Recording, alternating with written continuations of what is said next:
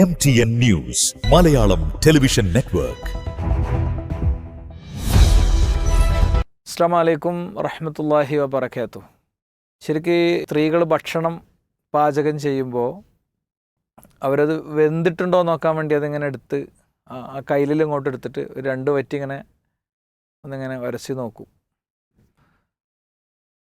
ഇതിൽ നിന്ന് മനസ്സിലാകും മൊത്തം ഭക്ഷണത്തിൻ്റെ അവസ്ഥ എന്താണെന്നുള്ളത്.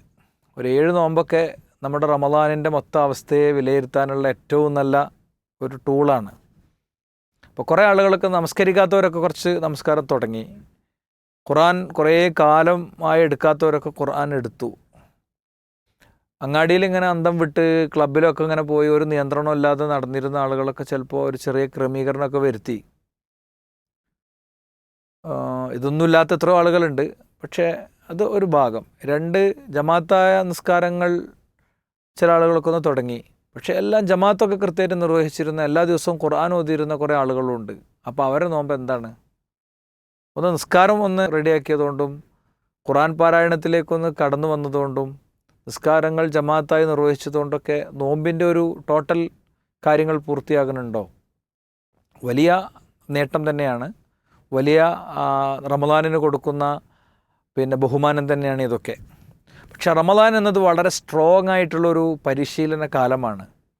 നിങ്ങൾ ആലോചിച്ച് നോക്ക്, നമ്മൾ കല്യാണം കഴിച്ചു കൊണ്ടുവന്ന പെണ്ണിനെ നമുക്കൊന്ന് വികാരപൂർവ്വം നോക്കാനോ സ്പർശിക്കാനോ പാടില്ലെന്ന് നിയമം വയ്ക്കപ്പെട്ട പകലാണത്.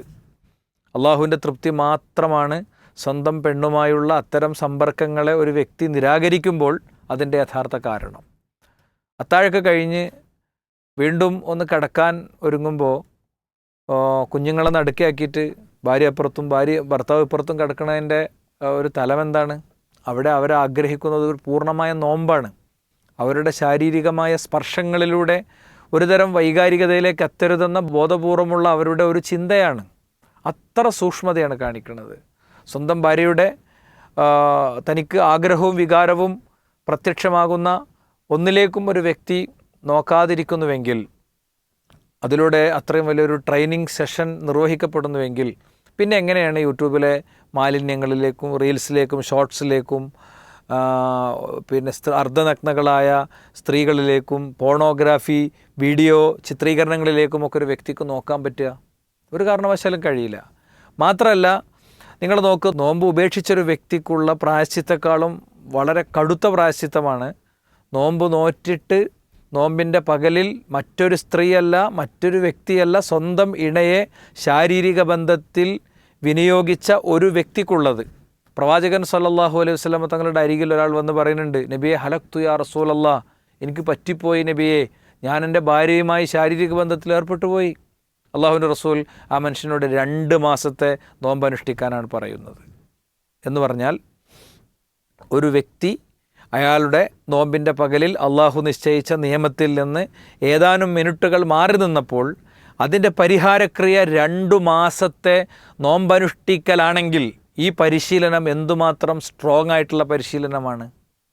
അപ്പോൾ അത് കൊണ്ടൊരു വ്യക്തിക്കുണ്ടാകേണ്ട മാറ്റം, നിസ്കരിക്കാത്തവരൊക്കെ നിസ്കരിക്കാൻ തുടങ്ങി, ജമാഅത്തായി നിർവഹിക്കുന്നവർ കുറച്ചും കൂടി നേരത്തെ പോയി അവരൊന്ന് സുന്നത്ത് നിസ്കാരങ്ങളൊക്കെ ഒന്ന് ശരിയാക്കി തുടങ്ങി. അതൊക്കെ വേണ്ട തന്നെ. പക്ഷേ അത് മാത്രം മതിയാകില്ല. പ്രവാചകൻ സല്ലല്ലാഹു അലൈഹി വസല്ലം തങ്ങളോട് നബിയെ എനിക്ക് അത്ര കാലമൊന്നും നോമ്പ് നോൽക്കാൻ കഴിയില്ല എന്ന വ്യക്തി പറയുമ്പോൾ പ്രവാചകൻ മുന്നോട്ട് വെക്കുന്ന ദർശനത്തിൻ്റെ പ്രായോഗികതയും അതിൻ്റെ അനുകമ്പയും അതിൻ്റെ മാനുഷിക മുഖവും നമ്മൾ കാണണം. പ്രവാചകൻ പറഞ്ഞു, എങ്കിൽ ഒരു 60 മിസ്കീനുകൾക്ക് നീ ഭക്ഷണം കൊടുക്ക്.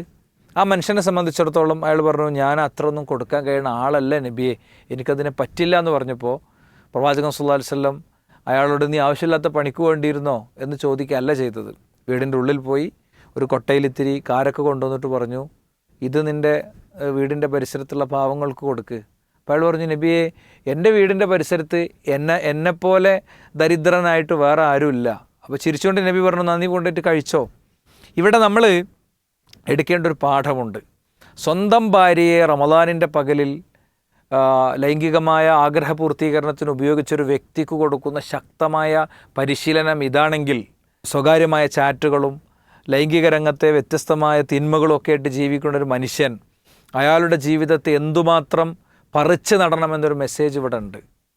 അതുകൊണ്ട് തന്നെയാണ് റമദാനിൻ്റെ ലക്ഷ്യം എന്താണെന്ന് വളരെ കൃത്യമായി വിശുദ്ധ ഖുർആൻ പറഞ്ഞിട്ടുണ്ട്. ലഅല്ലക്കും തത്തഖൂൻ, നിങ്ങൾ സൂക്ഷ്മത പാലിക്കുന്നവരാകണം എന്നതാണ്. ഉമർ ബിൻ ഖത്താബ് റളിയല്ലാഹു അൻഹു ഉബയ്യ് ബിൻ കഅബ് റളിയല്ലാഹു അൻഹുവിനോട് ചോദിക്കുന്ന ഒരു ചോദ്യമുണ്ട്. എന്താണ് തഖ്വ? തഖ്വ എന്ന് ഇഷ്ടം പോലെ കേൾക്കുന്നുണ്ട്.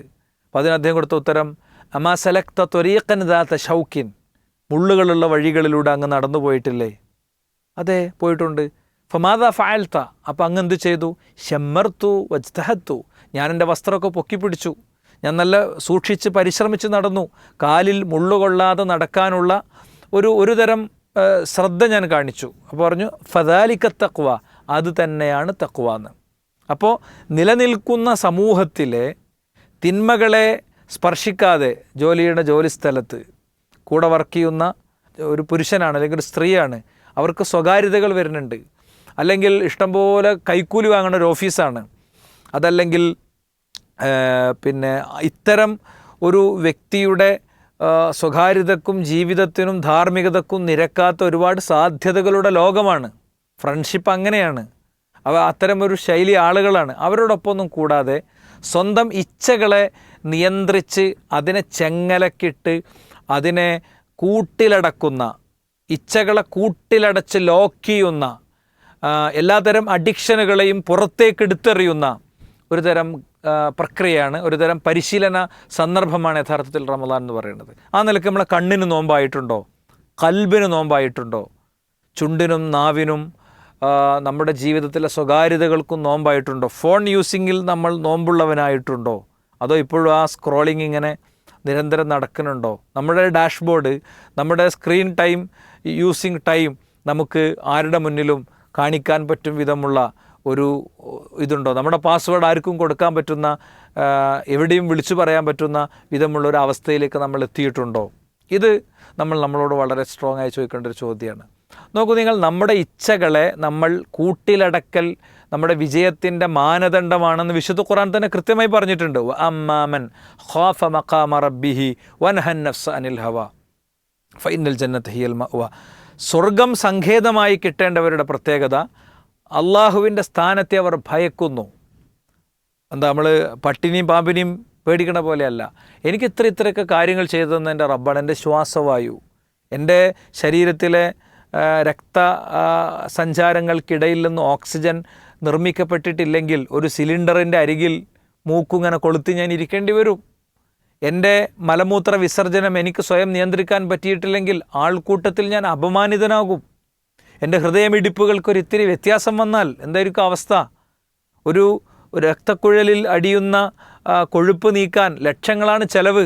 എങ്കിൽ ഇതൊന്നുമില്ലാതെ സ്വസ്ഥമായ ഇത്ര വർഷങ്ങൾ എൻ്റെ ശരീരത്തെ കൊണ്ടു നടന്ന എൻ്റെ റബ്ബ്, ആ റബ്ബിനോടുള്ള ബഹുമാനം, ആ സ്നേഹം, ആ ഖുശൂ, അതാണ് അവിടുത്തെ അള്ളാഹുവോടുള്ള ഭയം എന്നുള്ളതുകൊണ്ട് ഉദ്ദേശിക്കുന്നത്. ആ റബ്ബിനെ ഭയപ്പെടുകയും വനഹൻ നഫ്സ അനിൽ ഹവ, സ്വന്തം ഇച്ഛകളെ നിയന്ത്രിക്കുകയും ചെയ്യുക എന്നുള്ളതാണ്. സ്വന്തം ഇച്ഛകളെ നിയന്ത്രിക്കുക. ഇന്നല്ലദീന തഖൗ ഇദാ മസ്സഹും ത്വായിഫും മിന ശൈത്താനി തദക്കറു, അതാണ് വിശ്വാസികളുടെ പ്രത്യേകത. അവരെന്ത് ചെയ്യും? തിന്മയുടെ ഇടം വരുമ്പോൾ അവർക്ക് പെട്ടെന്ന് അള്ളാഹുവിന് ഓർമ്മ വരും. തിന്മയുടെ ഒരു ഇടം വരുമ്പോൾ, വർത്താനം അങ്ങനെ പറഞ്ഞ ഒരു വ്യക്തിയിലേക്ക് കടക്കുമ്പോൾ പെട്ടെന്ന് അയാൾക്ക് ഓർമ്മ വരും, അള്ളാഹുവിന് ഓർമ്മ വരും, അയാൾ സൂക്ഷിക്കും, അല്ലേ? അല്ലെങ്കിൽ ഒരു വ്യക്തിയെ കയ്യേറ്റം ചെയ്യേണ്ട ഒരു ഘട്ടം വരികയാണ്, അള്ളാഹുവിനെ ഓർമ്മ വരും, അയാൾ സൂക്ഷിക്കും. തന്നെ അപമാനിക്കുന്ന ഒരു വ്യക്തിയോടുള്ള തിരിച്ചുള്ള കാര്യങ്ങളിൽ കൃത്യമായ സൂക്ഷ്മതയുണ്ടാകും. അങ്ങനത്തെ ഒരു തലത്തിലേക്ക് ഉയരാൻ നമുക്കെല്ലാവർക്കും കഴിയുക എന്നുള്ളത് ഭയങ്കര പ്രധാനമാണ്. അതിന് പരസ്പരമുള്ള പ്രാർത്ഥന ആവശ്യമാണ്.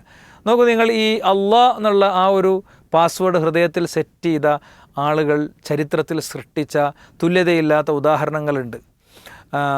പ്രവാചകൻ സ്വല്ലല്ലാഹു അലൈഹി വസല്ലം തങ്ങൾ തന്നെ പറഞ്ഞിട്ടുണ്ട്, നിങ്ങളുടെ കൂട്ടത്തിൽപ്പെട്ട കുറച്ച് ആളുകൾ, മുമ്പ് ചരിത്രത്തിൽ കടന്നുപോയ ചില ആളുകൾ ഒരു ഗുഹയിൽ കയറി.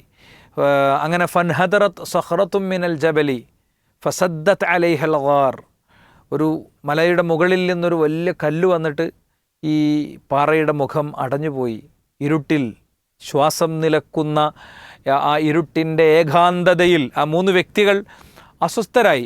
അവർ ടെൻഷനായി. അവരിങ്ങനെ പോകുമ്പോൾ അവരുടെ കൂട്ടത്തിൽ ഒരാൾ പറഞ്ഞു, നമ്മൾ ചെയ്ത നല്ല കാര്യങ്ങൾ മുൻനിർത്തി നമുക്ക് അള്ളാഹുവോട് പ്രാർത്ഥിക്കാം. മൂന്നാളുകൾ 3 പ്രാർത്ഥന നടത്തി. വിഷയവുമായി ബന്ധപ്പെട്ടത് മാത്രം ഞാനിവിടെ പറയാം.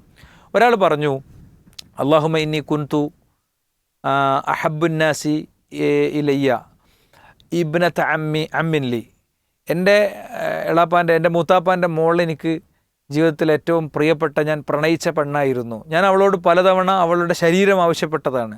പക്ഷേ അവൾ എനിക്ക് തന്നില്ല. അവസാനം എനിക്ക് അവൾ സാമ്പത്തികമായി ഞെരുങ്ങിയ ഒരു സമയത്ത് എന്നോട് ക്യാഷ് ചോദിച്ചു വന്നപ്പോൾ ഞാൻ അവളോട് ശരീരം തിരിച്ചു ചോദിച്ചു. നിർവാഹമില്ലാതെ അവൾ എൻ്റെ മുന്നിൽ വഴങ്ങിയപ്പോൾ ഫലമ്മ ഖദർതു അലൈഹ, എനിക്ക് അവളെ ശാരീരികമായി ഉപയോഗിക്കാവുന്നൊരു ഘട്ടമെത്തിയപ്പോൾ അവൾ എന്നോട് പറഞ്ഞു, ഇത്തഖില്ല വലാ തഫുല്ലുൽ ഖാതിം ഇല്ലാ ബിഹഖ്ഖിഹി ഫതഹറജ്തു മിൻഹ വൻസറഫ്തു അൻഹ. എന്താ, ഞാൻ അവളുടെ ശരീരത്തിൽ ഇരുന്നപ്പോൾ അവൾ എന്നോട് പറഞ്ഞു, നിനക്ക് അവകാശമില്ലാത്തതൊന്നും നീ ചെയ്യരുത് എന്ന് പറഞ്ഞപ്പോൾ ഞാൻ അവളിൽ നിന്ന് പിരിഞ്ഞു പോന്നു. ഇത്തഖില്ല, അവൾ എന്നോട് അള്ളാഹിനെ സൂക്ഷിക്കാമെന്ന് പറഞ്ഞപ്പോഴാണ് ഇങ്ങനത്തെ ഒരു മനോഗതം ഉണ്ടായത് എന്നാണ്.